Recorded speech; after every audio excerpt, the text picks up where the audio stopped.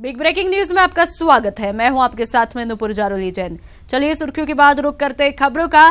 Cricketer Mohammed Shami सड़क हादसे में घायल हुए। आपको बताते हैं कि मोहम्मद शमी के सिर में चोटें लगी है। दिल्ली आते वक्त सड़क दुर्घटना हुई और उसी में क्रिकेटर मोहम्मद शमी हादसे में घायल हुए और मोहम्मद शमी के सिर में चोटें भी लगी। दिल्ली आते वक्त सड़क दुर्घटना में मोहम्मद शमी के सिर में चोट लगी है। मोहम्मद शमी सड़क हादसे में घायल। दिल्ली आते वक्त ये सड़क हादसा हुआ और उसी के चलते क्रिकेटर मोहम्मद शमी की सड़क हादसे में सिर में चोट भी लगी है।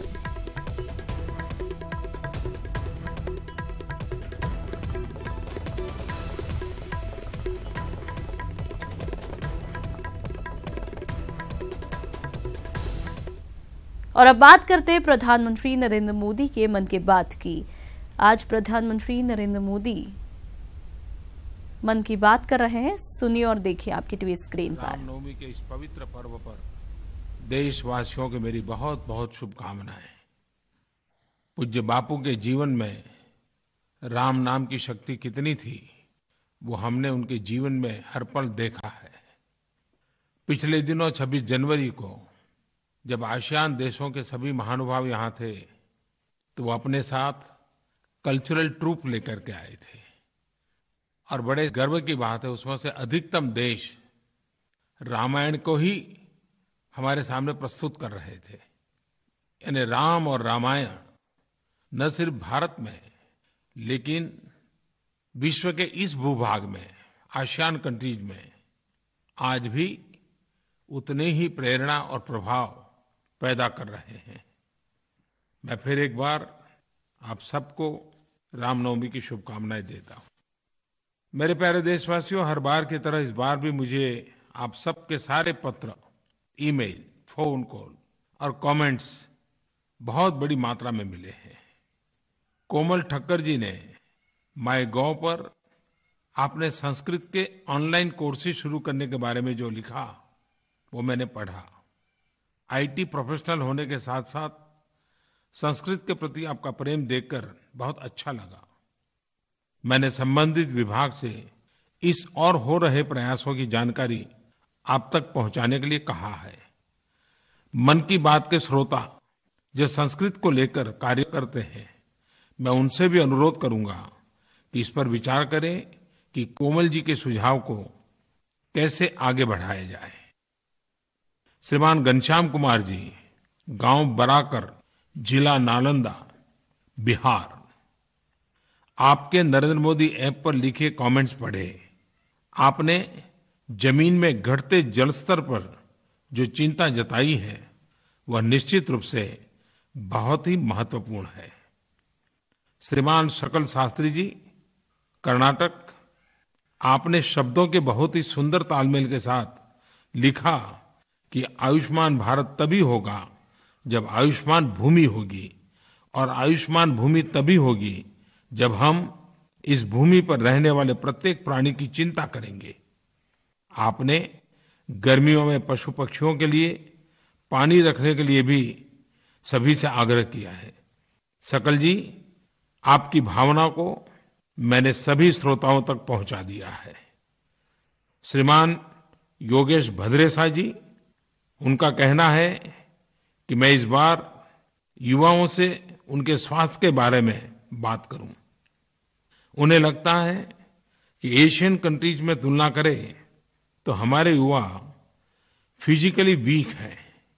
योगेश जी, मैंने सोचा है कि इस बार हेल्थ को लेकर के सभी के साथ विस्तार से बात करूं, फिट इंडिया की बात करूं और आप सब नौजवान मिलकर के फिट इंडिया के मूवमेंट भी चला सकते हैं।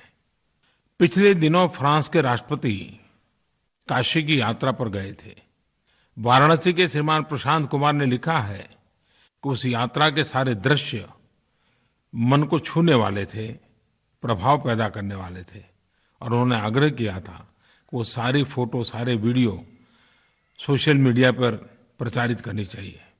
प्रधान जी, भारत सरकार ने वो फोटो उसी दिन सोशल मीडिया और नरेंद्र मोदी ऐप पर शेयर कर दिए थे।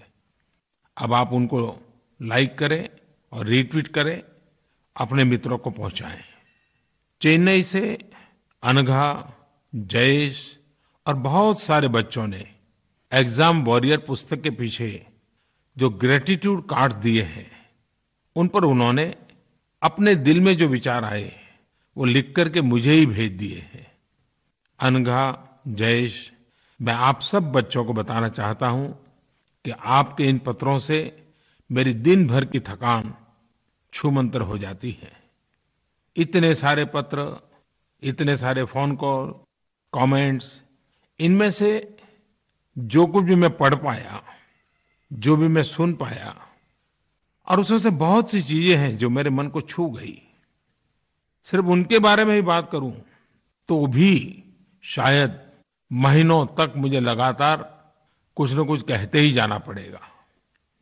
इस बार ज्यादातर पत्र बच्चों के हैं जिन्होंने एग्जाम के बारे में लिखा है, छुट्टियों के अपने प्लान शेयर किए हैं, गर्मियों में पशु पक्षियों को पानी की चिंता की है, किसान मेलों और खेती को लेकर जो गतिविधियां देश भर में चल रही हैं उसके बारे में किसान भाई बहनों के पत्र आए हैं।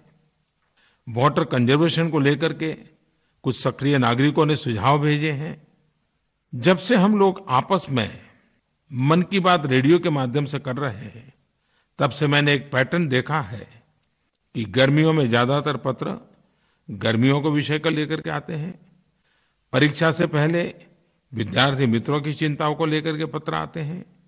फेस्टिवल सीजन में हमारे त्योहार, हमारी संस्कृति, हमारी परंपराओं को लेकर के बातें आती हैं। यानी मन की बातें मौसम के साथ बदलती भी हैं।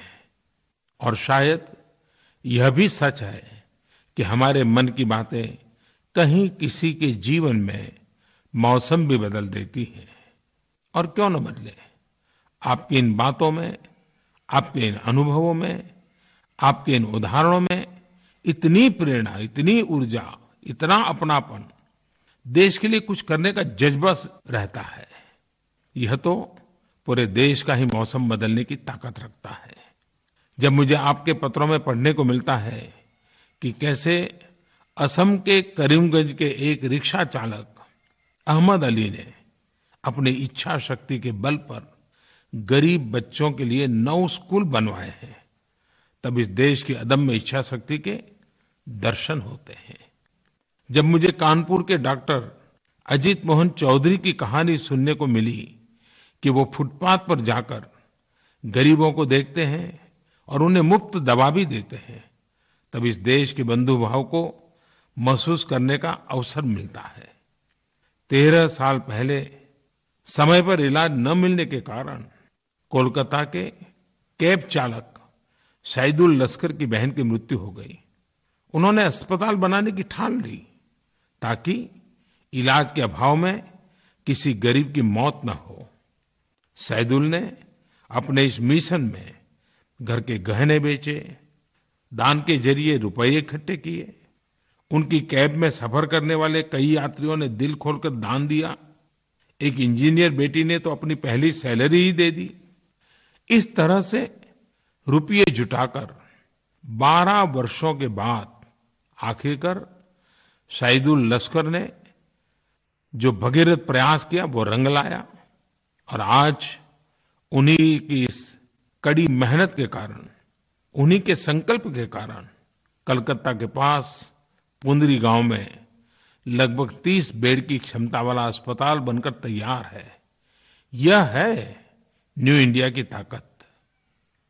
जब उत्तर प्रदेश की एक महिला अनेकों संघर्ष के बावजूद 125 शौचालयों का निर्माण करती है और महिलाओं को उनके हक के लिए प्रेरित करती है, तब मातृशक्ति के दर्शन होते हैं।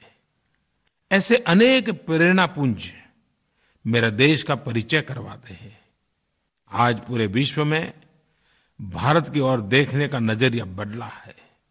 आज जब भारत का नाम बड़े सम्मान के साथ लिया जाता है तो इसके पीछे मां भारती के इन बेटे बेटियों का पुरुषार्थ छिपा हुआ है।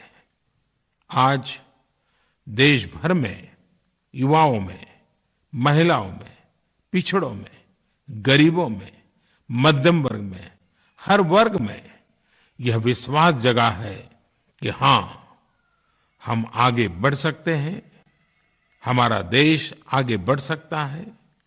आशा उम्मीदों से भरा एक आत्मविश्वास का सकारात्मक माहौल बना है।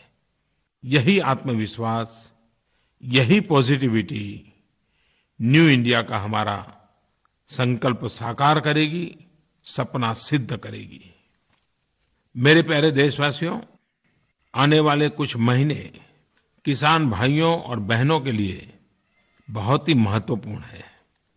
इसी कारण ढेर सारे पत्र कृषि को लेकर के आए हैं। इस बार मैंने दूरदर्शन का डीडी किसान चैनल पर जो किसानों के साथ चर्चाएं होती हैं, उनके वीडियो भी मंगवा कर देखे। और मुझे लगता है कि हर किसान को दूरदर्शन की ये डीडी किसान चैनल से जुड़ना चाहिए, उसे देखना चाहिए और उन प्रयोगों को अपने खेत में लागू करना चाहिए।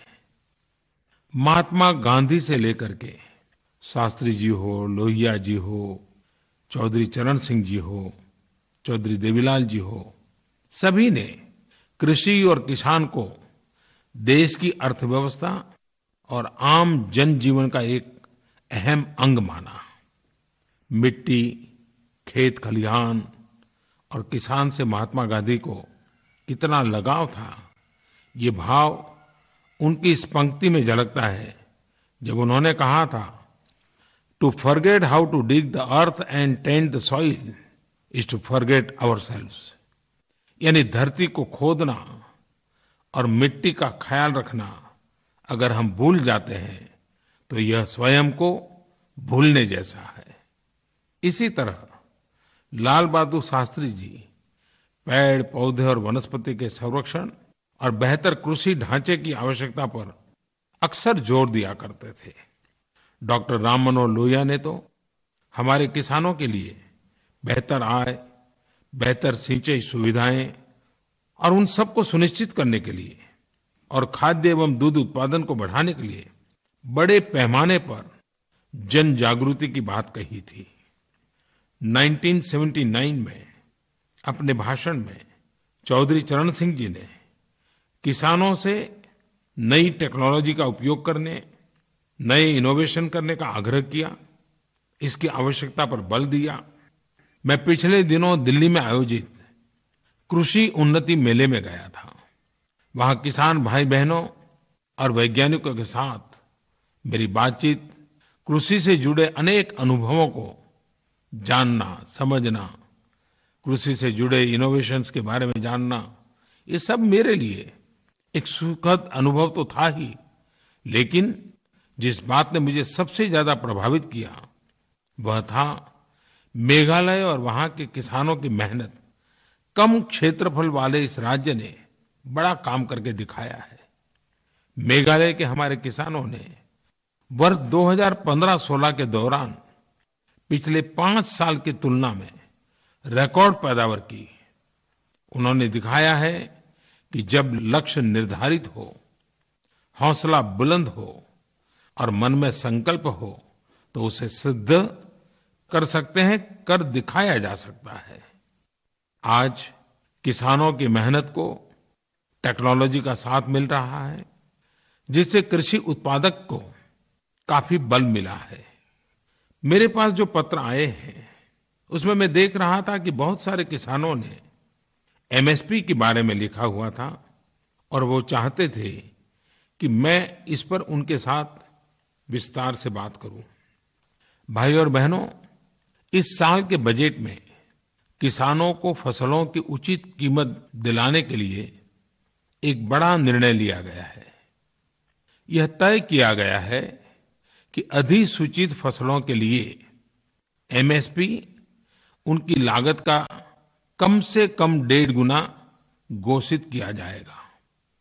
अगर मैं विस्तार से बताऊं तो एमएसपी के लिए जो लागत जोड़ी जाएगी उसमें दूसरे श्रमिक जो मेहनत और परिश्रम करते हैं उनका मेहनताना, अपने मवेशी, मशीन या किराए पर लिए गए मवेशी या मशीन का खर्च, बीज का मूल्य, उपयोग की गई हर तरह की खाद का मूल्य, सिंचाई का खर्च, राज्य सरकार को दिया गया लैंड रेवेन्यू, वर्किंग कैपिटल के ऊपर दिया गया ब्याज, अगर जमीन लीज पर ली है तो उसका किराया, और इतना ही नहीं, किसान जो खुद मेहनत करता है या उसके परिवार में से कोई कृषि कार्य में श्रम योगदान करता है, उसका मूल्य भी उत्पादन लागत में जोड़ा जाएगा।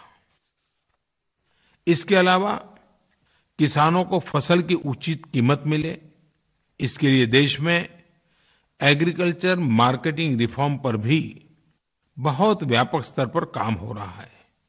गांव की स्थानीय मंडियां, होलसेल मार्केट और फिर ग्लोबल मार्केट से जुड़े इसका प्रयास हो रहा है। किसानों को अपनी उपज बेचने के लिए बहुत दूर नहीं जाना पड़े, इसके लिए देश के 22,000 ग्रामीण हाटों को जरूरी इंफ्रास्ट्रक्चर के साथ अपग्रेड करते हुए एपीएमसी और ई-नाम प्लेटफॉर्म के साथ इंटीग्रेट किया जाएगा। यानी एक तरह से खेत से देश के किसी भी मार्केट के साथ कनेक्ट, ऐसी व्यवस्था बनाई जा रही है। मेरे प्यारे देशवासियों, इस वर्ष महात्मा गांधी की 150वीं जयंती वर्ष के महोत्सव की शुरुआत होगी। यह एक ऐतिहासिक अवसर है। देश कैसे यह उत्सव मनाए? स्वच्छ भारत तो हमारा संकल्प है ही, इसके अलावा 125 करोड़ देशवासी कंधे से कंधा मिलाकर कैसे गांधी जी को उत्तम से उत्तम श्रद्धांजलि दे सकते हैं? क्या नए नए कार्यक्रम लिए जा सकते हैं? क्या नए नए तौर तरीके अपनाए जा सकते हैं? आप सबसे मेरा आग्रह है, आप माईगोव के माध्यम से इस पर अपने विचार सबके साथ शेयर करें। गांधी 150 का लोगो क्या हो, स्लोगन या मंत्र या घोषवाक्य क्या हो, इस बारे में आप अपने सुझाव दें। हम सबको मिलकर बापू को एक यादगार श्रद्धांजलि देनी है और बापू को स्मरण करके, उनसे प्रेरणा लेकर के हमारे देश को नई ऊंचाइयों पर पहुंचाना है। नमस्ते आदरणीय प्रधानमंत्री जी, मैं प्रीति चतुर्वेदी गुड़गांव से बोल रही हूँ। प्रधानमंत्री जी, जिस तरह से आपने स्वच्छ भारत अभियान को एक सफलतापूर्ण अभियान बनाया है, अब समय आ गया है कि हम स्वस्थ भारत अभियान को भी उसी तरह से सफल बनाएं। इस अभियान के लिए आप लोगों को, सरकारों को, इंस्टीट्यूशंस को किस तरह से मोबिलाइज कर रहे हैं, इस पर हमें कुछ बताएं। धन्यवाद। धन्यवाद।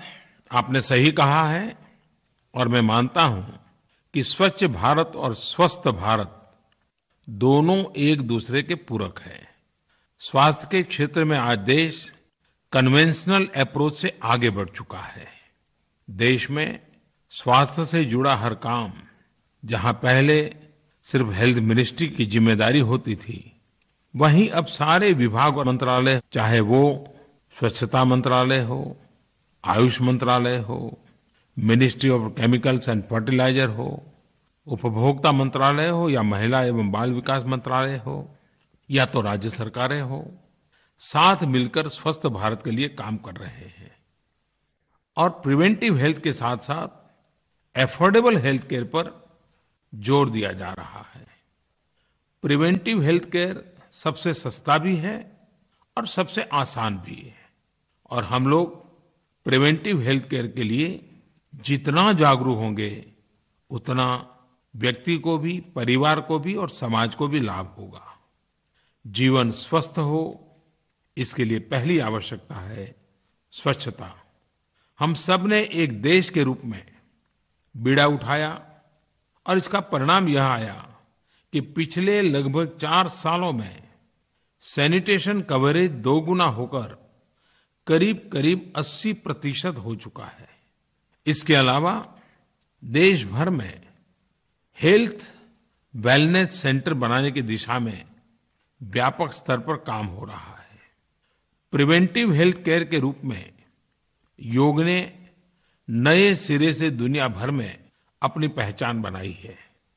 योग फिटनेस और वेलनेस दोनों की गारंटी देता है। यह हम सबके कमिटमेंट का ही परिणाम है कि योग आज एक मास मूवमेंट बन चुका है, घर घर पहुंच चुका है।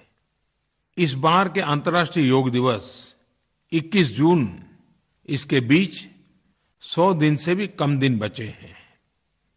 पिछले 3 अंतर्राष्ट्रीय योग दिवसों पर देश और दुनिया के हर जगह लोगों ने काफी उत्साह से इसमें भाग लिया। इस बार भी हमें सुनिश्चित करना है कि हम स्वयं योग करें और पूरे परिवार, मित्रों सभी को योग के लिए अभी से प्रेरित करें। नए रोचक तरीकों से योग को बच्चों में, युवाओं में, सीनियर सिटीजन में, सभी आयु वर्ग में, पुरुष हो महिला, हर किसी में पॉपुलर करना है। वैसे तो देश का टीवी और इलेक्ट्रॉनिक मीडिया साल भर योग को लेकर अलग अलग कार्यक्रम करता ही है, पर क्या अभी से लेकर योग दिवस तक एक अभियान के रूप में योग के प्रति जागरूकता पैदा कर सकते हैं? मेरे प्यारे देशवासियों, मैं योग टीचर तो नहीं हूं। हाँ, मैं योग प्रैक्टिशनर जरूर हूं, लेकिन कुछ लोगों ने अपनी क्रिएटिविटी के माध्यम से मुझे योग टीचर भी बना दिया है और मेरे योग करते हुए 3D एनिमेटेड वीडियोज बनाए हैं। मैं आप सबके साथ ये वीडियो शेयर करूंगा ताकि हम साथ साथ आसन, प्राणायाम का अभ्यास कर सकें। हेल्थ केयर एक्सेसिबल हो और अफोर्डेबल भी हो, जन सामान्य के लिए सस्ता और सुलभ हो, इसके लिए भी व्यापक स्तर पर प्रयास हो रहे हैं। आज देश भर में 3000 से अधिक जन औषधि केंद्र खोले गए हैं, जहां 800 से ज्यादा दवाइयां कम कीमत पर उपलब्ध कराई जा रही हैं और भी नए केंद्र खोले जा रहे हैं। मन की बात के श्रोताओं से मेरी अपील है कि जरूरतमंदों को इन जन औषधि केंद्रों की जानकारी पहुंचाए। उनका बहुत दवाई का खर्च कम हो जाएगा, उनकी बहुत बड़ी सेवा होगी। हृदय रोगियों के लिए हार्ट स्टेंट की कीमत 85% तक कम कर दी गई है। नी इम्प्लांट्स की कीमतों को भी नियंत्रित कर 50 से 70% तक कम कर दिया गया है। आयुष्मान भारत योजना के तहत लगभग 10 करोड़ परिवार यानी करीब 50 करोड़ नागरिकों को इलाज के लिए एक साल में 5 लाख रुपए का खर्च भारत सरकार और इंश्योरेंस कंपनी मिलकर के देगी। देश के मौजूदा 479 मेडिकल कॉलेजों में MBBS की सीटों की संख्या बढ़ाकर लगभग 68,000 कर दी गई है। देश भर के लोगों को बेहतर इलाज और स्वास्थ्य सुविधा मिले, इसके लिए विभिन्न राज्यों में नए एम्स खोले जा रहे हैं। हर 3 जिलों के बीच एक नया मेडिकल कॉलेज खोला जाएगा। देश को 2025 तक टीबी मुक्त बनाने का लक्ष्य रखा है। ये बहुत बड़ा काम है। जन जन तक जागृति पहुंचाने में आपकी मदद चाहिए। टीबी से मुक्ति पाने के लिए हम सबको सामूहिक प्रयास करना होगा। मेरे प्यारे देशवासियों, 14 अप्रैल डॉक्टर बाबा साहब आम्बेडकर की जन्म जयंती है। वर्षों पहले डॉक्टर बाबा साहब आम्बेडकर ने भारत के औद्योगिकरण की बात कही थी। उनके लिए उद्योग एक ऐसा प्रभावी माध्यम था जिसमें गरीब से गरीब व्यक्ति को रोजगार उपलब्ध कराया जा सकता था। आज जब देश में मेक इन इंडिया का अभियान सफलतापूर्वक चल रहा है, तो डॉक्टर आम्बेडकर जी ने इंडस्ट्रियल सुपर पावर के रूप में भारत का जो एक सपना देखा था, उनका ही विजन आज हमारे लिए प्रेरणा है। आज भारत वैश्विक अर्थव्यवस्था में एक ब्राइट स्पॉट के रूप में उभरा है और आज पूरे विश्व में सबसे ज्यादा foreign direct investment FDI Bharat में आ रहा है। पूरा विश्व भारत को निवेश, इनोवेशन और विकास के लिए हब के रूप में देख रहा है। उद्योगों का विकास शहरों में ही संभव होगा, यही सोच थी जिसके कारण डॉक्टर बाबा साहब आम्बेडकर ने भारत के शहरीकरण, अर्बनाइजेशन पर भरोसा किया। उनके इस विजन को आगे बढ़ते हुए आज देश में स्मार्ट सिटीज मिशन और अर्बन मिशन की शुरुआत की गई, ताकि देश के बड़े नगरों और छोटे शहरों में हर तरह की सुविधा, चाहे वो अच्छी सड़कें हो, पानी की व्यवस्था हो, स्वास्थ्य की सुविधाएं हो, शिक्षा हो या डिजिटल कनेक्टिविटी उपलब्ध कराई जा सके। बाबा साहेब का सेल्फ रिलायंस, आत्मनिर्भरता में दृढ़ विश्वास था। वे नहीं चाहते थे कि कोई व्यक्ति हमेशा गरीबी में अपना जीवन जीता रहे। इसके साथ साथ वे यह भी मानते थे कि गरीबों में सिर्फ कुछ बांट देने से उनकी गरीबी दूर नहीं की जा सकती। आज मुद्रा योजना, startup India, stand up India initiative हमारे युवा इनोवेटर्स, युवा एंटरप्रेन्योर्स को जन्म दे रही है। 1930 और 1940 के दशक में जब भारत में सिर्फ सड़कों और रेलवे की बात होती थी, उस समय बाबा साहब आम्बेडकर ने बंदरगाहों और जल मार्गों के बारे में बात की थी। यह डॉक्टर बाबा साहब ही थे जिन्होंने जल शक्ति को राष्ट्र शक्ति के रूप में देखा, देश के विकास के लिए पानी के उपयोग पर बल दिया। विभिन्न रिवर वैली अथॉरिटीज, जल से संबंधित अलग अलग कमीशंस, ये सब बाबा साहब आम्बेडकर का ही तो विजन था। आज देश में जलमार्ग और बंदरगाहों के लिए ऐतिहासिक प्रयास हो रहे हैं। भारत के अलग अलग समुद्र तटों पर नए बंदरगाह बन रहे हैं और पुराने बंदरगाहों पर इंफ्रास्ट्रक्चर को मजबूत किया जा रहा है। 40 के दशक के कालखंड में ज्यादातर चर्चा second world war, emerging cold war और विभाजन को लेकर के हुआ करती थी। उस समय डॉक्टर आम्बेडकर ने एक तरह से टीम इंडिया की स्पिरिट की नींव रख दी थी। उन्होंने फेडरलिज्म, संघीय व्यवस्था के महत्व पर बात की और देश के उत्थान के लिए केंद्र और राज्यों के साथ मिलकर काम करने पर बल दिया। आज हमने शासन के हर पहलू में सहकारी संघवाद, कोऑपरेटिव फेडरलिज्म और उससे आगे बढ़कर के कॉम्पिटिटिव कोऑपरेटिव फेडरलिज्म के मंत्र को अपनाया है। और सबसे महत्वपूर्ण बात कि डॉक्टर बाबा साहब आम्बेडकर पिछड़े वर्ग से जुड़े मुझ जैसे करोड़ों लोगों के लिए एक प्रेरणा है। उन्होंने हमें दिखाया है कि आगे बढ़ने के लिए यह जरूरी नहीं है कि बड़े या किसी अमीर परिवार में ही जन्म हो, बल्कि भारत में गरीब परिवारों में जन्म लेने वाले लोग भी अपने सपने देख सकते हैं, उन सपनों को पूरा करने का प्रयास कर सकते हैं और सफलता भी प्राप्त कर सकते हैं। हाँ, ऐसा भी हुआ जब बहुत से लोगों ने डॉक्टर बाबा साहब आम्बेडकर का मजाक उड़ाया, उन्हें पीछे करने की कोशिश की, हर संभव प्रयास किया कि गरीब और पिछड़े परिवार का बेटा आगे न बढ़ पाए, कुछ बन न पाए, जीवन में कुछ हासिल न कर पाए। लेकिन न्यू इंडिया की तस्वीर बिल्कुल अलग है। एक ऐसा इंडिया जो आम्बेडकर का है, गरीबों का है, पिछड़ों का है। डॉक्टर आम्बेडकर की जन्म जयंती के अवसर पर 14 अप्रैल से 5 मई तक ग्राम स्वराज अभियान आयोजित किया जा रहा है। इसके तहत पूरे भारत में ग्राम विकास, गरीब कल्याण और सामाजिक न्याय पर अलग अलग कार्यक्रम होंगे। मेरा आप सभी से आग्रह है कि इस अभियान में बढ़ चढ़ करके हिस्सा लें। मेरे प्यारे देशवासियों, अगले कुछ दिनों में कई त्योहार आने वाले हैं। भगवान महावीर जयंती, हनुमान जयंती, ईस्टर, वैशाखी। भगवान महावीर की जयंती का दिन उनके त्याग और तपस्या को याद करने का दिन है। अहिंसा के संदेश वाहक भगवान महावीर जी का जीवन, दर्शन हम सभी के लिए प्रेरणादायी है। समस्त देशवासियों को महावीर जयंती की शुभकामनाएं।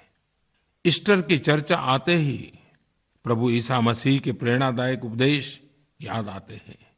जिन्होंने सदा ही मानवता को शांति, सद्भाव, न्याय, दया और करुणा का संदेश दिया है। अप्रैल में पंजाब और पश्चिम भारत में बैसाखी का उत्सव मनाया जाएगा, तो उन्हीं दिनों बिहार में जुड़ शीतल एवं सतुवाईन, असम में बिहू, तो पश्चिम बंगाल में पोइला बैसाख का हर्षोल्लास छाया रहेगा। ये सारे पर्व किसी न किसी रूप में हमारे खेत खलिहानों और अन्नदाताओं से जुड़े हुए हैं। इन त्योहारों के माध्यम से हम उपज के रूप में मिलने वाले अनमोल उपहारों के लिए प्रकृति का धन्यवाद करते हैं। एक बार फिर आप सबको आने वाले सभी त्योहारों की ढेरों शुभकामनाएं। बहुत बहुत धन्यवाद। आपने सुना प्रधानमंत्री नरेंद्र मोदी के मन की बात के कार्यक्रम का आकाशवाणी के जरिए। ये कार्यक्रम का 42वां संस्करण था, जो कि कई मुद्दों पर जिसमें प्रधानमंत्री नरेंद्र मोदी ने अपने विचार साझा किए। आपको बता दें कि आयुष्मान भारत पर भी प्रधानमंत्री नरेंद्र मोदी बोले और कहा, गर्मियों में पक्षियों के लिए पानी की व्यवस्था करें। साथ ही बच्चों के पत्रों से दूर हो जाती है दिन भर की थकान। ये बातें प्रधानमंत्री नरेंद्र मोदी ने अपने मन की बात कार्यक्रम के जरिए कही। साथ ही मौसम के साथ बदलती है मन की बात, और ये बदलाव ही देश में बदलाव लाते हैं और पूरे विश्व में भारत की तरफ देखने का नजरिया भी बदला है। ये तमाम बातें आज प्रधानमंत्री नरेंद्र मोदी ने अपने मन की बात के 42वें संस्करण में कही।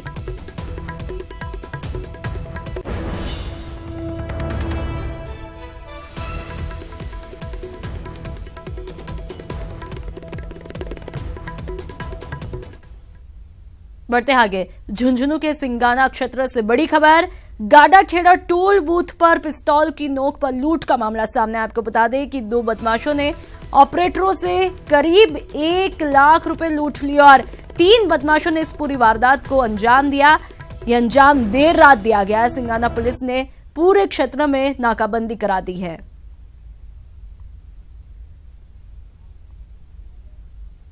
करीब 12 बजे के लगभग 3-4 हथियारबंद बदमाश नकाबपोश थे, जो आए एकदम से हमारे बूथ में घुस गए।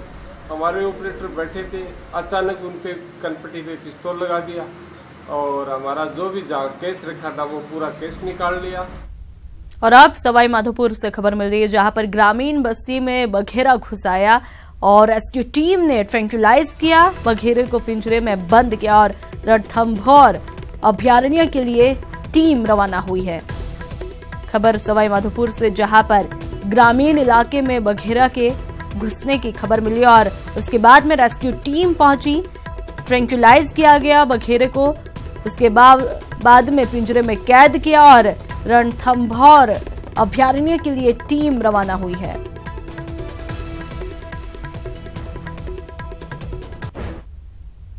बढ़ते आगे, पीएनबी घोटाले का मास्टरमाइंड नीरव मोदी फरार है। आपको बता दें, दूसरी तरफ जांच एजेंसियों की नजर देश में उसके खजाने पर है। छापेमारी का सिलसिला लगातार जारी है। अब बारी आई मुंबई में नीरव के समुद्र महल की, जहां से ईडी ने करीब 2600 करोड़ का खजाना जब्त किया है। पीएनबी का गुनहगार देश से फरार, लेकिन नीरव के ठिकानों पर ईडी का प्रहार। जी हां, देश के सबसे बड़े घोटालेबाज नीरव मोदी पर प्रवर्तन निदेशालय शिकंजा कस चुका है। ईडी ने मुंबई से नीरव मोदी के घर समुद्र महल पर छापेमारी की, जहां से कई बेशकीमती सामान जब्त किए। इनमें घड़ी, अंगूठी और पेंटिंग जैसी कई कीमती गहने शामिल हैं। अब नीरव के घर से जब्त सामानों की लिस्ट और उसकी कीमतें जान लीजिए। बेहद पुराने आभूषण, कीमत 1500 करोड़ रुपए। आभूषणों में केवल अंगूठी की कीमत 10 करोड़ रुपए। हीरो से जड़ी घड़ियों की कीमत 1 करोड़ 4 लाख रुपए और दुनिया में मशहूर पेंटिंग्स की कीमत 10 करोड़ रुपए, जिसमें अमृता शेरगिल, एमएफ हुसैन और हिब्बार की पेंटिंग्स हैं। बता दें कि ये कीमती सामान पिछले 3 दिनों की कार्रवाई के दौरान जब्त की गई हैं, जो करीब 2600 करोड़ की हैं। ईडी ने सीबीआई के साथ मिलकर prevention of money laundering act के तहत ये कार्रवाई नए तरीके से शुरू की है। हालांकि नीरव मोदी के ठिकानों से अब तक की कार्रवाई के दौरान ईडी ने कुल 7,638 करोड़ रुपए की चल और अचल संपत्तियां जब्त की हैं। इनमें हीरे, सोना, बेशकीमती पत्थर और कारें भी शामिल हैं। नीरव मोदी पर पीएनबी स्कैम में 1200 करोड़ रुपए से ज्यादा का फर्जीवाड़ा करने का आरोप है। साथ में नीरव के चाचा और गीतांजलि जेम्स प्रमोटर मेहुल चौकसी भी आरोपी हैं। दोनों ही के खिलाफ मुंबई की विशेष अदालत ने गैर जमानती वारंट भी जारी किए हैं और इसकी जानकारी इंटरपोल को भी दी गई है। Bureau report, news 18 network. चाहे राजधानी दिल्ली हो या फिर दूर दराज के इलाके, बेटियां कहीं पर भी महफूज नहीं है, न स्कूल में, न घर में, न ही गली मोहल्ले में। ऐसे में सवाल है कि इस जोर जुल्म की दुनिया में आखिर कैसे बचेंगी बेटियां।